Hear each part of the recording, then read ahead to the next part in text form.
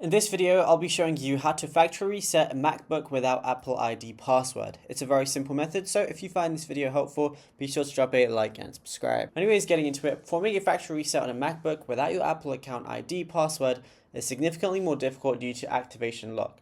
This security feature is designed to make a stolen Mac unusable, even if the drive is wiped.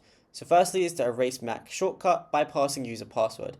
Now, if you've only forgot your Mac login password but still know your Apple account info, this is the standard path. So firstly, you want to enter recovery mode.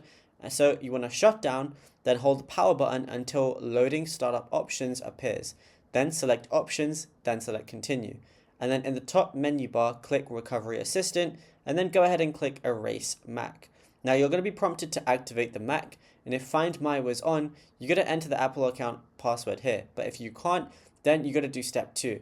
So you don't try to reset the Mac yet, use another Apple device like an iPhone or an iPad that you own, then go to settings on that device, click your name at the very top, then go to sign in and security, then go to change password. Now because you're on a trusted device, you can often set a new Apple account password using just your iPhone's screen passcode. And once changed, go back to the MacBook and then use the new password to bypass the activation lock. And then you'll be good to go. Now, if you found this video helpful, be sure to drop a like and subscribe, and also be sure to check out all our other tutorials that we've been posting on the channel as well, because there is a lot to go through, and you might find something you didn't know about yet.